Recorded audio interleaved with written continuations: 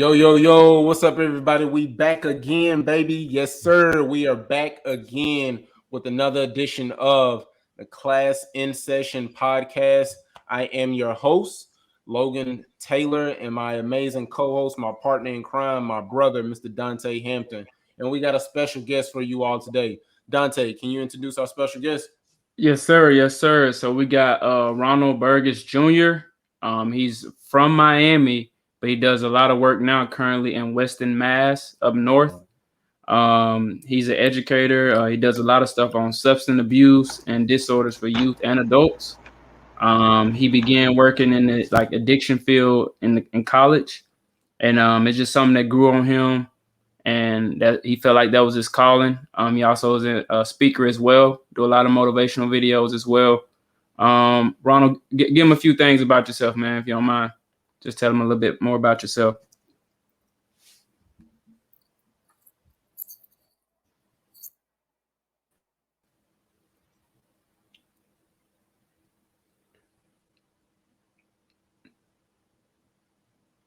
Ronald, you in here? Yep. How we doing, fellas?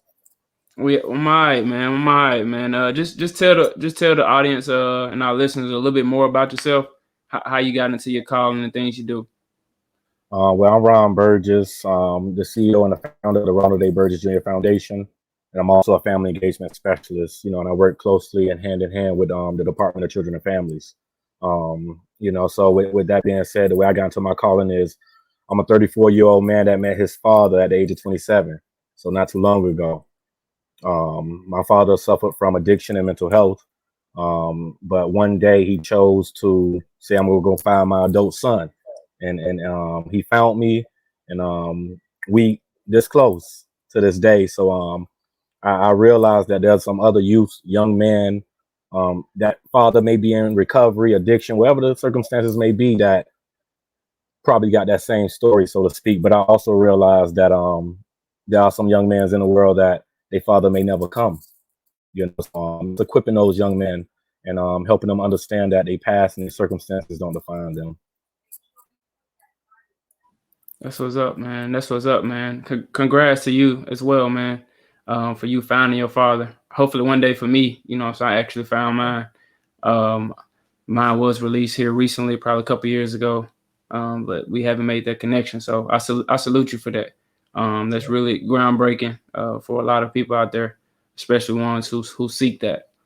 But how did you even get into the education field and things? Where did it start at? Well, right now I'm in Worcester, Mass. So it's 25, 30 miles outside of Boston. And I came up to play football, get out of the environment I was in for a little bit. My high school coach ended up getting a coaching job at the college, Becker College. And that's kind of where it started at. One of my wide receiver buddies came to me, work study don't pay enough. So one of my college buddies came to me and said he worked with some youth in recovery at a detox center for youth 12 to 17. And do I want a job? And it kind of started from there, man. And I got into the recovery and addiction field, as a kind of floor staff occupational therapist, just making sure they shower, take care of ADLs, and, running little groups. In it for the money only at that point, in all honesty, you know what I mean? Not even thinking I'm about to meet my dad, Right. I'm about to learn about recovery and, and stuff like that, be equipped efficiently for him to actually step into my life. So it can be a good outcome. Okay. That's what's up, man. So do you work directly with the schools as well? Or so how did that come about, that situation, as far as you partnering with the school districts up there? In regards to the schools, the way it worked, I started out with the youth, like I said, at the college level, doing entry level work. Through college, I actually was the first person in my college's history, Becker College, to sign a pro football contract. I played in the AFL for 1 year, and I played for Team America for 2 years. I got signed to Team America, and the first person in my college history to get invited to an all-star game. So, from that happening, then football being over, you know what I mean? And then my dad walked into my life after that. it really began to help me step in my purpose. So then that's what led to the RBJ Foundation, the Ronald A. Burgess Jr. Foundation. Launch something to really help these kids and the youth a platform. And once I launched that, I began to get into the schools, especially with my nonprofit, collaborating with the schools, helping them understand I can kind of foster academic success through motivation and inspiration, and helping them understand that they have a story. It's and relationships is big too, because one of the biggest youth facilities that support us and that we support is the Motivating Youth Recovery Center, where I said I started at college. You know what I mean? And we go there every 2 weeks. We facilitate our workshops with the youth. It's a detox. You have youth that are from THC to opiates, IV. You know what I mean? 12 years old using opiates. So we go there and we facilitate these workshops, these motivational workshops that, as Y.B.Normal knows and is famous for, the social emotional learning aspect of it. You know what I mean? Really, really helping the kids. It's only two ways to help the youth. It's only two ways to stop gun violence. It's only two ways to stop you judging one another. It's only two ways. And I always tell people that, and I stand on that firmly. And one way is just stopping them. Let's hold them down and stop them. That's impossible though. We was kids, you know what I mean? So we go in there, we talk about that. And another way is really helping them build a mindset. The motivational aspect, once again, what Y.B.Normal is famous for, right? Because if we can strengthen their mindset when the guns come to you and all the addictive behaviors, you can be strong enough to say no. You know what I mean? You could develop sufficient amount of coping skills, suitcase full of coping skills, to pull them out that suitcase, to kind of apply them to make sure you don't engage in those unhealthy behaviors or bad choices. You know what I mean? Yeah, definitely do, man. Yeah, most definitely. I think that's big, man. I think in order to help our youth, right? First, like you said, there's two things, and I would like to, of course, piggyback off of that. I think we have to make sure that we expose them to something different, right? Of course, because they have been exposed to trauma, right? Like, where me and Dontay come from, there's not many of us that make it out to be successful unless, their mindset is that I either play sports or I sell drugs, right? And I join a gang and things of that nature. And so I think being able to expose, our scholars and our youth to something different, right? Like, hey, listen, I know this isn't what you're accustomed to, but hey, let me show you what the stock market is. Let me show you what real estate is. Let me show you what logistics is, and the different arenas around logistics and things of that nature. Like Dontay is a logistics broker and an expert. He's been in it for quite some time. I think at least over a decade, if I'm not mistaken. And he can tell you the ins and outs of all of those different things. And he's exposed, the kids that have gone in our program, he has exposed them to something different, right? Like we have a kid, we had a kid that was in our program and he was extremely good with his hands, right? He was in the fifth grade and he knew how to change a tire. He knew how to change a tire in the fifth grade. So when me and Dontay would have conversations with him, or we would talk to him, things started clicking for us, and we were like, hey, we need to get him in front of other people that are good with their hands, right? He knows how to work on cars. How did he learn how to do that? By hanging with his grandfather. So what do we need to do? We need to maximize that. And so that's what me and Dontay started doing, is that we started maximizing those opportunities so that way that kid could be able to flourish in his strengths, right? And not focus on the weaknesses by focusing on the trauma or, survival mode and things of that nature, right? So I think, like you said, it's one or two things. And I think being able to have those resources and exposing our babies to something different, and we can start moving in the right direction, right? Like we I mean, let's think about it. Like we have the money and the resources and things of that nature, but I think that one, you got to get people have to get out of their own way, right? Like we can't make it about us. We can't make it about, Y.B.Normal or the RBJ, what I'm saying, foundation. We can't make it about United Way or, the community foundation or whoever the case may be. Like we got to make it about these babies and we got to be intentional and we got to work with each other, right? Like there can't be no ego. There can't be no pride. Like we got to be able to work with each other because it's enough out here for all of us to make an impact and add value. So, I mean, I listen, man, like we can tell you stories upon stories upon stories. And, I really appreciate what you do, Ron, because, it's not many like you, man. It's not many like you at all. And so, I want to give you your flowers and tell you thank you, bro, for what you do. Thank you for who you are. Thank you for adding value to our babies. Thank you for answering the calling, right?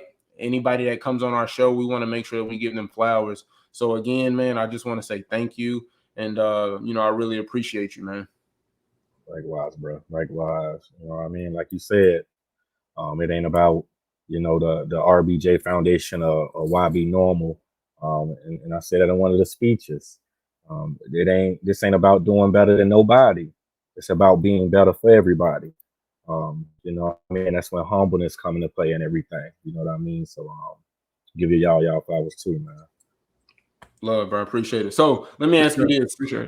What is a common myth about your job or your field of expertise with you doing the work that you do, right? Like what is a common myth like when you first started or some things that you may have heard now with you being in it for so long? What is a common myth where you're like, yo, like this can't be serious?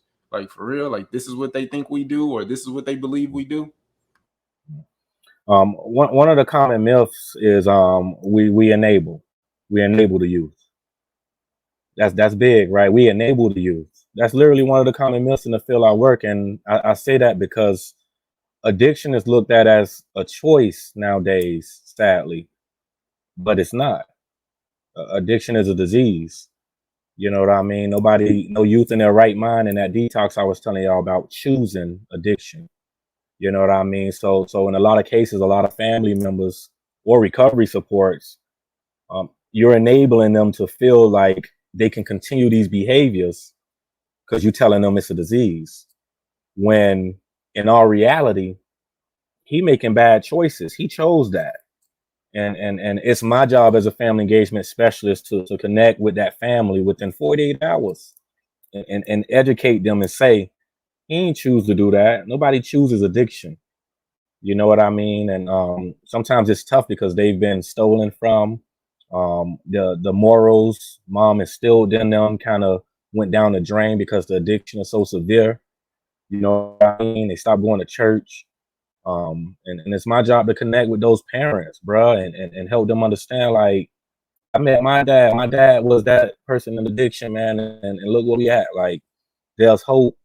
You know what I mean, for you and your family. So that's one of the biggest myths is people feel we really enable the youth by telling them, educating them. It's a fact. Addiction is a disease. You know what I mean? It's been proven, and I got I've somewhat figured out the number one way to educate people on this. You know what I mean? And the number one way I say is we got to treat addiction like it's diabetes or cancer. You know what I mean? And with cancer, my friend used nicotine. And I say, man, you choose to have cancer one day? He say, no, why you say that? I say, because you're using nicotine excessively.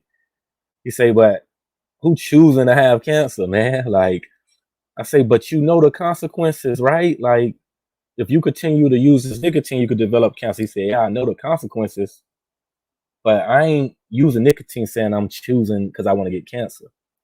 It's it's relaxing, whatever the case may be. Man, that friend calls me later down the road and he says, Ron, I found out I got cancer, man. From the cigarettes, excessive tobacco use.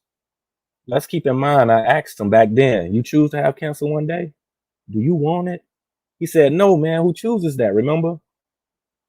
The cancer wasn't his choice in that kind of scenario. His choice was to engage in excessive tobacco use. The cancer developing from that isn't his choice or not. You know what I mean? He know about the consequences. I can go at all those youth in that recovery center and we talk about what's the consequences if you continue these behaviors. They're gonna tell you them all. Just like my friend that'll tell you what was the consequence before he developed cancer from the nicotine. You know what I mean? So it's helping them develop that understanding that we want to treat that. You know what I mean? And cancer is a chronic illness. You can go into remission. You know what I mean? Like addiction, the same thing. Someone can relapse. You know, so it's really educating these families, man. And I use the same example with diabetes. Nobody chooses to be a diabetic. You know, I'm gonna say you don't exercise or eat healthy. They're gonna say, I know that. I just don't eat salad like you. You know what I mean? And you know, but I don't want to choose to be a diabetic. I know about its potentially, but I ain't choosing that. They called me later down the road and said I got diabetes. It was never their choice. You know what I mean? I asked them. They said no. Their choice was not to eat healthy or exercise, though. You know what I mean? And that's sufficient enough to say, hey, I know this is a disease, but I still want you to be held accountable, young one, because you made an initial choice that kind of resulted in it. You know what I mean? But addiction is a disease, man, and we try to educate the families that we got to look at it that way. And if you look at it that way, family, you can really foster some hope and keep that hope alive. I love that. I love that. That's good. So it's funny you say that about making a choice, right? What are some best practices or strategies, right? That you could give to um our listeners and people that are, working in your field that may just be starting out and things of that nature. Like, what are some best strategies to help them not enable our babies and things of that nature that are dealing with opioids and, like you said, diabetes and cancer and things of that nature? Like, what are some best strategies to help, foster positive light in their life? One is I hope families understand it ain't hard to not enable your baby. Like, come on, mom. You come in the office, you tell me how you ain't gonna kick your baby out on the streets. That's the last thing. You're gonna really be worried about him, right? You know, I know he engaged in addictive behaviors in the home and all those things, but you're gonna be really worried about him. So it's really tough telling a family sometimes that you gotta send him to a program, but she don't want him to be mad at her. You know what I mean? So it's tough in a lot of cases to really help a family understand that enabling. How do I know if I'm enabling my baby or not? Because you telling me he shouldn't stay in the house if he's using. I should send him to a program away from me and his sisters, his brothers. You know what I mean? Mom don't want the family to know about what's going on in most cases. Especially my black families that come in, African Americans. They don't want the whole family to know what's going on, first of all. So send them to a detox, gonna kind of put everything on the table anyway. You know what I mean? But you know when you're enabling someone when you're doing something out of guilt, self-pity, or fear. When I first met my dad, we went to the mall. And he brought some shoes. And he felt so guilty. He really offered me the shoes off his feet. He didn't even have them on for 5 hours. He said, Lil Ron, you want these shoes? I'm like, nah, I don't want these shoes, man. I'm good. You brought those. It's not when we got to my grandma's house when he said, do you want the hat on my head? Literally. And I'm like, he really trying to make up. He's feeling so guilty for 27 lost years, and helping the family understand that it's tough not to enable, but when you're doing something out of fear, guilt, or pity, it's tough. If I was to go into an addiction or addictive cycle, it'll be tough for my dad to not support me in my addictive behaviors. It'll be tough because he would be like, who am I to tell him what to do? I just came into his life. You know what I mean? So that would be an example of my dad enabling me out of guilt. You know what I mean? Like guilt that who am I? Like, you know what I'm saying? I ain't been there. Self-pity too. I ain't been there for him. So the biggest thing is helping the family understand It's really keeping that hope alive and getting educated on that enabling aspect of the addiction piece of it. There's so much help out there. You know what I mean? No youth wants to get Section 35. Like, you know what I mean? A Section 35 is when a family can go to the courts and mom can say he's engaging in addictive behaviors to the point he's in danger of his life. And then the court and the judge can say, I'm going to section you to treatment. And then it's mandatory for the youth to go to treatment for addictive reasons. And now that youth is so mad at mom, though, because she just sectioned me, right? The relationship damage. That's why I come in and let's keep this repaired. While you in treatment and mom over here going to her support groups, like, I know everything about recovery. My job is to educate them on the brain aspect of it. But why am I still going to family support groups every week? Why am I still attending all this virtual stuff? Because I'm still the son of an addict, right? Like, you know what I mean? Back to the humbleness piece of it. And also the biggest piece is really helping the family understand. I know there's so much damage that's been done, but it's repairable. Mom, studies have shown that immediate relationships like you and your son have the most potential of rebuilding after things like this. And it's grasping that and helping them understand that there's help for that. And there's mothers that's going through the same thing too. You know what I mean? And they want to hear from you. You know, so groups like Al-Anon, Learn to Cope, Naranon. You even got Alateen for the teenagers that got addicted adults as parents and families. You know what I mean? So all these support groups, man, it's helping them understand it's tough not to enable. I understand. But your baby's life on the line. So let's get them help now. If my dad was to relapse, I'm sectioning him. I'm sorry. That's a resource and a tool I can use to support his recovery. Call it how you wanna. I know about tools and resources. I didn't know them, but now I know. Why would I lose them again? Like, you know what I mean? You know, so it's one of those things. I dig that. That's what's up, man. I dig that. That's good. I didn't even know about what section, what was it? Section. So we got a Section 35 is for the recovery and addiction aspect. Section 12 is mental health.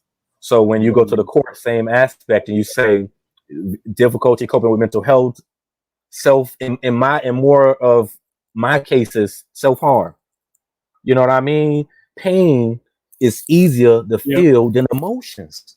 You know what I mean? And that's where self-harm comes in with my youth that are struggling with, mental health, depression, and things of that nature. Ron, I'm so depressed and I can't cope with these feelings of depression and it's overwhelming. So self-harm, pain. I'm not thinking about the depression I was just thinking about. I'm in pain. Ow, it hurts. You know what I mean? And that pain subsides and the depressive feelings arise again back to the circumstances, and then they harm again.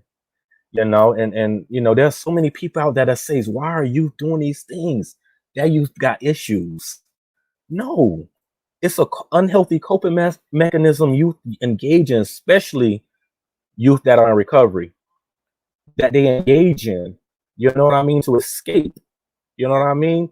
Hey, when I first start off the seminar with my family, I say using drugs work, drinking alcohol work, and I pause and I look at all the faces for like 5 seconds, but I say, but the issue is because that's why they're doing it. It's helping them escape. But the issue, family, is immediate gratification results always in long-term consequences. I want to escape this reality now. I don't want to pick no tools up. I don't want to pick up a phone. If I can get the immediate gratification by engaging in addictive behaviors, I can be okay. But immediate gratification in anything always results in long-term consequences. And that's where we try to teach our youth. Let's help build that suitcase full of coping skills so you don't have to rely on immediate, give you a frame to think. You just need 1 minute. Give you a 1 minute time frame to think about the next decision so you can break that cycle. I love that. That was good. That was good. That was good. Immediate gratification. Say it one more time. Immediate gratification always results in long-term consequences. Immediate Always. gratification always results in long-term consequences. I love it. I love it. Dontay, come on, bro. Jump in. Man, he's speaking some deep stuff over there, man. Yeah, So Chad. so for our listeners out there, who's because we're talking about addiction and triggers and mental health and things of that nature. So for our listeners out there, this is very important. This is why we have class in session, so you can be educated on this piece. This guy works with families in the schools, and as well as he does his own foundation. So my question for you, Ronald, is so how many kids are really suffering from this? Like, because you said age 12. So for our listeners out there and parents who might be listening, even teachers, keep this in mind. He said this starting at age 12. So that means in middle school, kids are already battling addiction. So what is something that teachers or educators, how can they be more aware of this? Or is there any, what I say, is there any triggers that a teacher might pick up on to help them with kids who are battling addiction that's in the classroom? Because we know this is happening right now. Right. Man, I like how you said triggers. I'm shocked we ain't say that word this whole time we've been talking about this. You know what I mean? Man, And yeah. triggers is big, man. Just that word, and a lot of families think if you having triggers, that means my baby not going good at his recovery. Ron, he just say he having urges, cravings, and triggers over there. He told me he got triggered last week, and I'm like, Ma, that's normal. Like, it's just like the person that go on a diet that go to the barbecue. Like, he had the family reunion. I know he on a diet, but you know what I mean? He thinking about eating, whatever the case may be, but he didn't eat it though. He triggered, but he didn't act on it though. Triggers are gonna happen. We can't dodge triggers. They're mandatory. They're always gonna happen. You know what I mean? And that's what we kind of teach them. Now, how you cope with those triggers, that's what comes after. You know what I mean? So triggers are always going to happen. Right. Another pause I do for the families. Let me tell you this, families. Your babies, your loved ones are going to always, I mean, always want drugs or drinks the rest of their lives, but without motivation to seek it.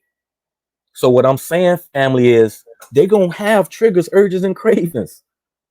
Not that they're going to engage in them. They're normal, like the person that went on a diet. He went to KFC. Nobody want to blow the diet on the mac and cheese at a KFC. But I just went to the family reunion. My mama just made hers, though. I think I'm going to be a little bit more triggered. It's going to be a little bit more difficult for me to not engage on that trigger, urge, and craving. You know what I mean? So it's normal. And Dontay, you asked about the population and the percentage. There's probably 12 recovery high schools in the whole United States right now. They're launching recovery high schools right now, bro. High schools just for people in recovery. Literally, every kid there is in recovery, bro. They do AA. Wow. It's a regular high school, bro. Wow. But everybody's there in recovery. You know what I mean? So that recovery high schools are really filling up, man. Like, you know what I'm saying? And it's so amazing because I'm like, they're getting it. Like recovery high schools, who would think a high school with 200, 300 plus students, about 12 in the US, and they're really, everybody there in recovery, and their graduation is phenomenal. The way they do their graduations is phenomenal. It's like none other. Like, you know what I mean? Especially they always have the perfect youth speaker to come up that graduated, you know, to tell their recovery story. Because some of these youth been through some stuff. Some of these youth have actually died, overdosed, you know what I mean, and came to, you know what I mean. And one of my saddest stories with my youth is we had a youth that was just gonna walk the stage at Recovery High School. He was just gonna walk the stage and he thought he can give it one more run, man, one more run, and he didn't make it. And his last Facebook picture was him in his Recovery High School gown he just picked up, but he didn't make it across the stage. And I say this to say, man, relapse is possible. Relapse is a part of recovery.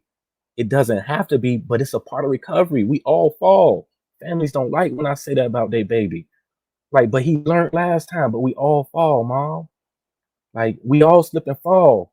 We just can't stay down there for long. Like I say, like, when boxers box, they get knocked down too. That don't mean they're gonna lose. They just can't stay down for long for the 10 count. They just got to be able to get up, and then everything gonna be good. But that's what we try to teach these families, man. These recovery high schools is real big, man. Imagine them around like Wade and Cali, like, you know what I mean? And it's gonna be big. So how many do y'all have where you at right now in Mass? Y'all got one in Mass? In Mass, we got 3. Wow. We got 3 in We Mass. don't even see down in Tennessee. We don't even have that. Y'all We got got 3 in 3 Mass. recovery high schools in Massachusetts? Yeah, 3 in Mass. The main one in Boston, Osterguy. Yeah, we got 3. Wow. We got three recovery high schools. So for you all to have 3 recovery high schools, that means that in Massachusetts you all have a very, very high population. Is what I'm getting. High population, high addiction rate too, though. High addiction rate. You know what I mean? Especially with opioids. Yeah. Especially you with seen opioids. that movie? What's that movie? The Town. You seen that? Yeah. Yeah. I seen The Town. That's where around my way. Around my Okay, yeah. So town, like the backstory on that, I love that movie, by the way. But the backstory on that, that's the how true story I around about it. Yeah. Yeah. Wow. 3 recovery high schools in Boston. Wow. Or Massachusetts, excuse me. Yeah. Man, we got the St. Patrick's parade. It's and we know St. Patty's all about drinking. You know what I mean? And it's so much people out there, man. They walk off the roads, they got little duck boats coming out, organizations on their duck boats, drinks after drinks and bottles, and then you see the recovery high school boat come by. You just see everybody put down their drinks, and you see everybody run out in a row. And when everybody run out in a row, they just congratulate the kids, saying, "Keep it up. Like, you on the right track." I'm talking like straight respect. You know what I mean? The whole atmosphere changed when that recovery high school float come through, man. You know what I mean? And stuff like that is just, it's seeing stuff like that, man. You know what I mean? Bro, that's good, bro. God, that's good, man. This why we do this podcast. Like, for y'all listeners out there, man, like this is why we doing this. Like, this is why class and session is here. So for educators, for parents, like, he's dropping a lot of knowledge on the addiction portion that's going on. And like I said, we in the South, and it's kind of swept under the rug. Like I said, it's very swept under the rug as far as addiction and all that, because it's a little most, like, up north and down south is a little bit different, So it's a little most funk down here. So a lot of stuff gets swept under the rug, man. And just hearing about the recovery high schools is amazing. Like, only thing we got here is like STEM schools. You know what I'm saying? Ain't no, you know what I'm saying? Like, ain't no recovery. Like, I can remember my mom, because my mom was a recovering addict, and God bless the rest of her soul, she got clean. But I can remember her going to AA meetings all the time, getting up there, "Hey, my name is Renee, blase, blase." Yeah.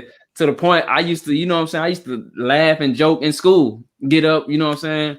"Hey, my name is Dontay, and I'm at," you know what I'm saying? Just because you going so much, and it's so deep, you know what I'm saying? But man, wow. It's tough wow. Wow. It's tough for our Black community too. You know what I mean? Because those cases be some of the toughest ones when you have a high school student that's mother is struggling from opiate addiction. And my job is to meet with the families. I do the family sessions. So our family sessions, and the first question she asks is, "What are you using?" And mom is like, "That don't matter. We trying to build here. Does that even matter, the actual substance?" And the youth is like, "Yeah, because if it's anything other than THC, it's embarrassing to me." You know what I mean? And it's embarrassing. And the youth support meetings were facilitated at her school. They hosted them. So trying to get her to go to those, and then my friends are going to know that my mother struggled with addiction. Then I'm gonna open up a door. It's tough sometimes, man. So I'd be like, "Mom, I know it's tough to walk into those meetings, Because now you may meet somebody in the neighborhood that's at the same meeting, and it kind of opened up the door to your business. You know what I mean? And it just shows there's so much barriers to family even supporting their loved ones the right way, and that's by getting educated. You know what I mean? I'm glad I got educated, because imagine if I would have grew up and not got into this field. My perception would have been addiction's a choice. My dad chose addiction. He chose to leave me. And then when I would have got that amazing opportunity when he walked up on me, I wouldn't have capitalized on it. But it's like God said, let me equip you with this education piece. How ironic he walk up on me when it's my job to educate families that this ain't no choice. This is a disease. You know what I mean? And it's big, and I thank God for that. You know what I mean? Because he equipped me, for that day, for him to walk into my life that way, so I can welcome him with open arms and tell the Sam, man, I'm a grown up. My dad actually first time meeting me was at my NFL All-Star game. NFL All-Star game down in Miami at Florida International University. I remember it like it was yesterday. First time. You know what I mean? So a lot of people say he only showed up because he knew about that game, whoop-de-whoop.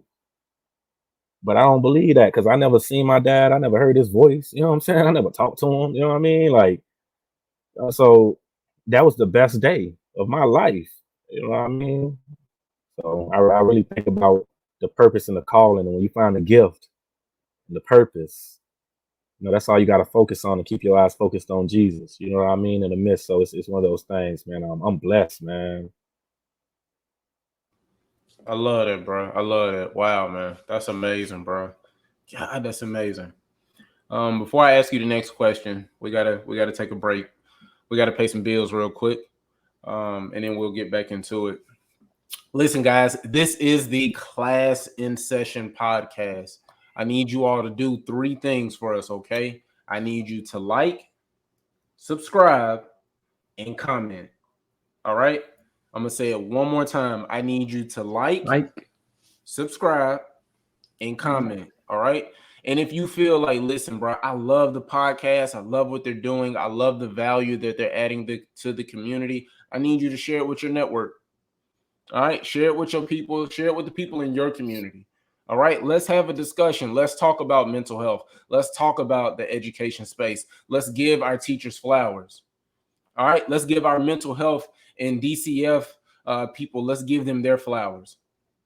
All right? So again, I need you to like, subscribe, and comment. All right? And make sure you subscribe to the podcast. It's important, all right? Because we want to continue to add value. All right? This is the Class in Session podcast. All right?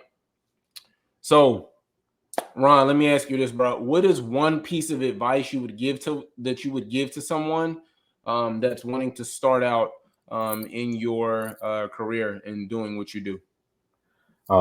One piece of advice is meeting them where they at. Meet the youth where they are. You know what I mean? And meeting them where they are, the example I kind of give to the families is in my youth, in my adults too, that get up one day and say, I'm leaving treatment. I'm leaving today. I'm signing out. I'm done. You know what I mean? My youth don't have that luxury though. You know what I mean? The families got to do it. But my adults, they can sign themselves out. So one of the biggest advice is meet them where they at. And the first thing I always tell them is, hey, I ain't trying to stop you. It's not my job to stop you. Like we just talked about at the beginning of the podcast, how that's impossible. My job is to equip you, with some skills and the tools. So one of the biggest pieces, meet them where they are. Your job ain't to save them. We can't save them anyway. It's only one person that can save them. Your job is just to use your gift to equip them. You know what I mean? And to help them walk into their gift, their purpose, and their calling too. Because we was once young. My mom used to tell me, baby, go this way. If you go this route, you become more successful, more productive society. But I still went that way. You know what I mean? And it's just meeting them where they are. Helping them inherit a healthy process. You know what I mean? Marrying a healthy process, kind of like I put it with them. You know, so that's the biggest advice I give families. Okay. All right. Wonderful. Wonderful. I love that, bro. This is a really, really good bro, you really dropping gems, bro. Like I really love this episode. Like this episode, and what we're doing right now, like you are really, really dropping gems. And I love every bit of it, bro. Like just for you to like really unpack, right? Like to unpack some of the things and reveal some of the things that especially like Dontay said, being down south, it's being swept under the rug, right? Like it's being talked about behind closed doors, but it's like, yo, you can't really put it out there. So I really think that the information that you're providing to our audience, to our listeners, I think that's man, I think it's amazing, bro. It's so good. Like you talked about, there are three things that parents do, right? They do it out of fear, guilt, and you said what was the third one? Pity. Pity, right? You're enabling your kids out of pity, guilt, and fear. And I think that that's important, bruh, to be able to help, you know what I'm saying, our community or our parents with their babies and things of that nature, to help them identify those things, right? So that way we can change the narrative. So I really, really think that this is good, man. Dontay, what you got? You got your hot seat question? You want to ask me a hot seat question? Yeah, we gonna do it a different since he's more on the counselor end. So with it being recovery high schools, is there a number or a value you think you can place on teachers being in a recovery school? Because like I said, most times, you know what I'm saying, we all know teachers are under educators, social studies, math teachers, whatever. Everybody's underpaid. Do you think there's a number across the country that could make this more intriguing? Like I know a lot of people don't like to be in the trenches dealing with kids in that aspect. So do you think there's a number that could basically increase the talent pool to make it look better for individuals to step into this field and step into the education field? Not necessarily. And I know a lot of people gonna be like, "Oh, not necessarily." And I got a good point, because, like we said, our teachers are very underpaid, especially recovery high schools. You know what I mean? We were just talking about how they don't get paid. Like I don't think they get paid the average teachers. You know what I mean? These things are just kind of luncheon. So I'm pretty sure it takes more funding and things of that nature too. So with that being said, I really think no number can really be put on it, because teachers may be the most underpaid, but they some of the biggest leaders in our community with our youth. They right there. And one of the biggest top 10 attributes of leadership is doing more than getting paid for anyway. You know what I mean? And that kind of puts them at the top of leadership. You know what I mean? Somebody that's really trying to do more than get paid for. You know what I mean? And there's teachers in the system that don't even complain about the pay, and they know they're not getting enough. You know what I mean? So it's really helping understand. I don't think we can really put no number on that. Teachers need to be paid more, though. I really know that, because teachers have a tough job. And when I speak to the teachers, I help them understand how tough their job is. And I use an analogy if I got time to share it. Bro, do your thing. Bro, we got more than enough time. Do your thing. Bro, I come in, I got a little blue poster. It's real small because I don't want them to see the back. And I ask them, I say, this is how tough it is. This is what goes on in the school system. And I want to teach you what goes on in 5 minutes. I tell them. So they intrigued. So they say, okay, show us what we do to the youth that hurts the youth in 5 minutes.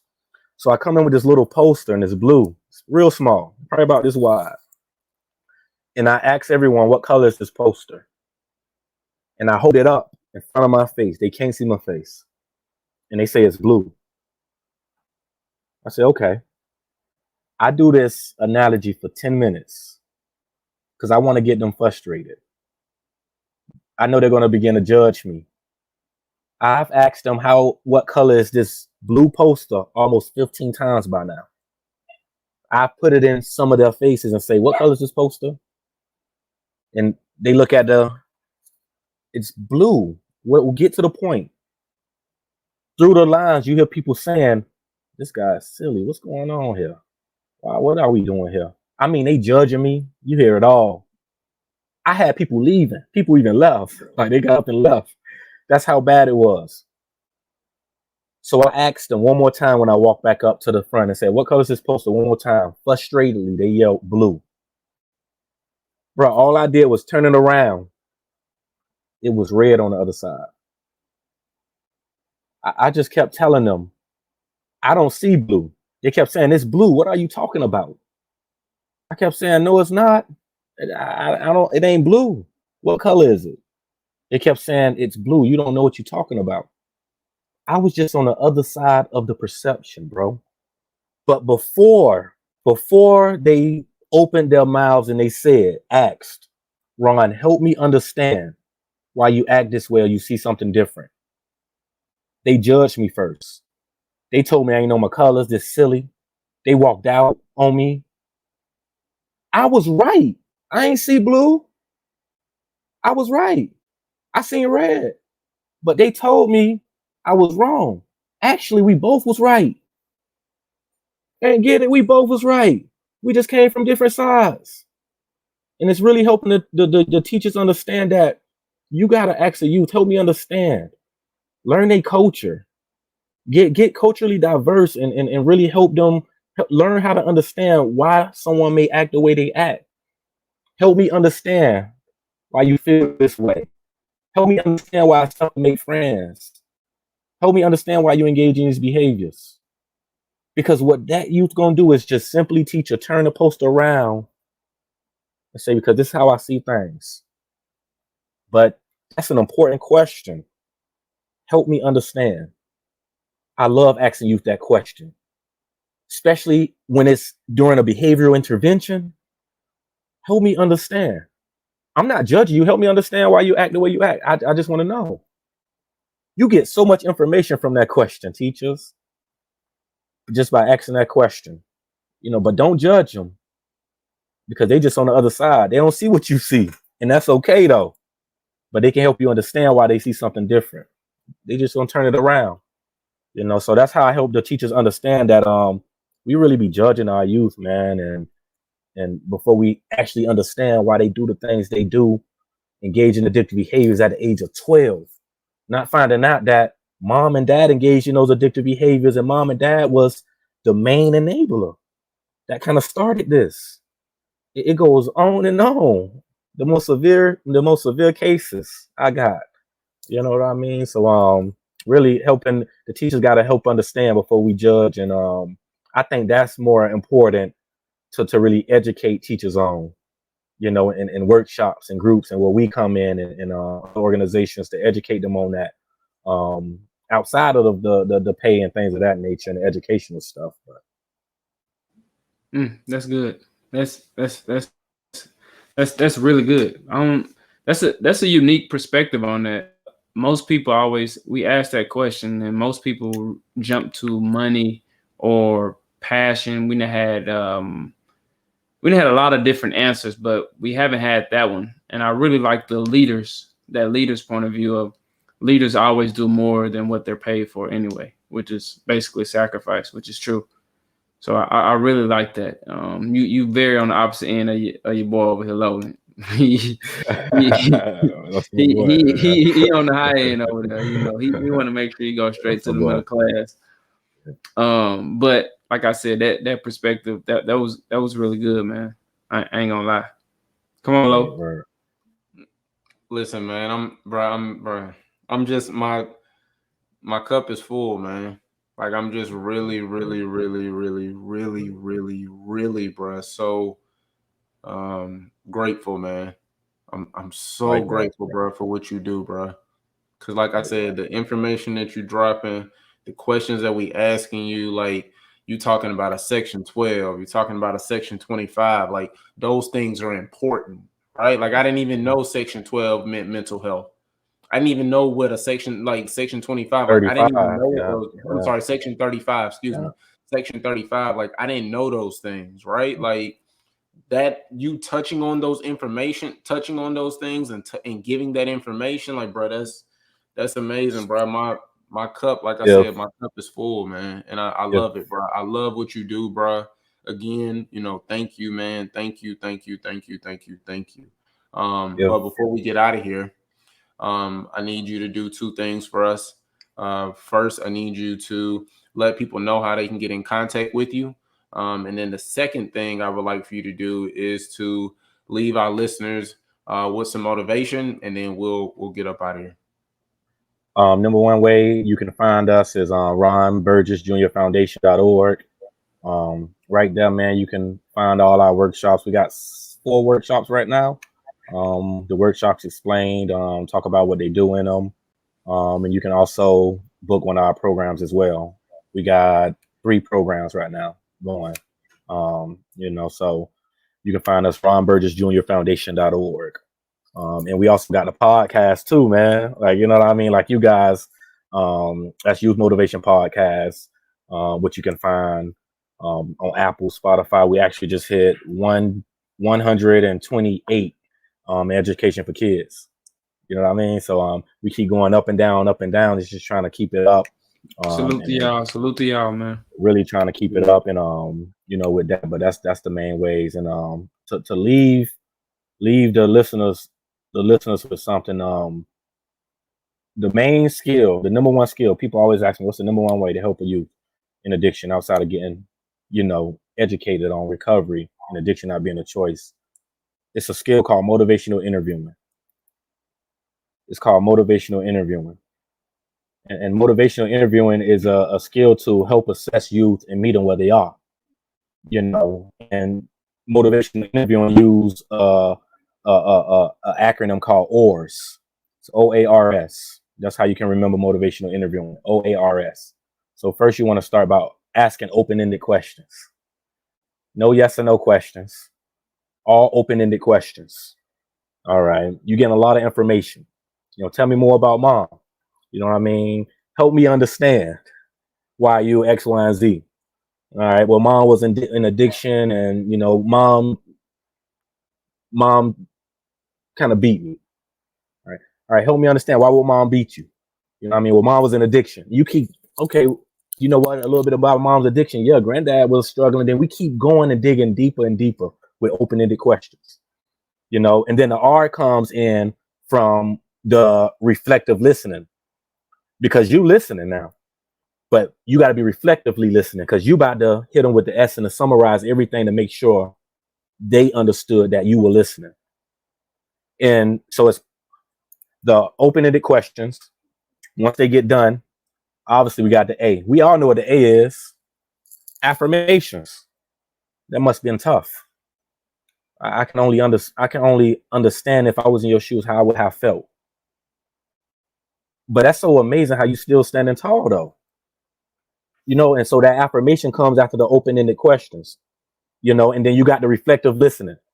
You know what I mean? Where you really re-summarizing things up, saying, it sounds like you had a tough upbringing, which he did. You reflectively listened. He told you everything he'd been to. It sounds like it was tough to get through it. You know what I mean? And S is just really summarizing that thing up and coming up with a solution to help him make the next step. But it's called motivational interviewing. And it's the number one skill to help a youth in recovery. And it's getting information. Kind of like my mom's. If your youth yelling at you and he's upset that you sectioned him, he's upset that, or an adult being kicked out of the house by the wife, they're yelling at you. Why are you upset? Do you know how much information you're getting right now? Do you know how much information you're receiving right now to support them right now? They said you don't listen. They said life is tough sometimes. They say how it's too overwhelming. So the number one thing I educate people and take away from this is get educated on motivational interviewing. It's really a strategic skill to really get a lot of information. You don't have to only do this with youth in recovery. You can do this at your home, asking your child open-ended questions, praising them for the difficult challenges they endured that day, and really empowering them through motivational interviewing, but getting a lot of information so you can support them though. You know what I mean? Okay. All right, bro. So youth motivational interviewing. Interviewing. Yep. All right. Listen, guys, y'all heard what he said. He said aura. You want to break that down one more time? What does it stand for? Open-ended questions, affirmations, reflective listening, and summarizing. Listen, you want to get information from your kids, he just gave you the game. All right. So listen, guys, before we get out of here, listen, guys, listen. You interested in learning about recovery, mental health, you want to know more information, please get in contact with my guy, Ron, okay? Make sure you all reach out to him. Make sure you connect with him so that way we can change the narrative and help our babies, all right? All right, guys. So listen, this is the Class in Session podcast. I am your host, Logan Taylor, my amazing co-host, my brother, my partner in crime, Mr. Dontay Hampton. And in closing, like always, like we always say, Y.B.Normal. When you can be extraordinary. All right, guys. We'll talk to y'all soon. Peace. Love y'all, man. Talk to y'all soon.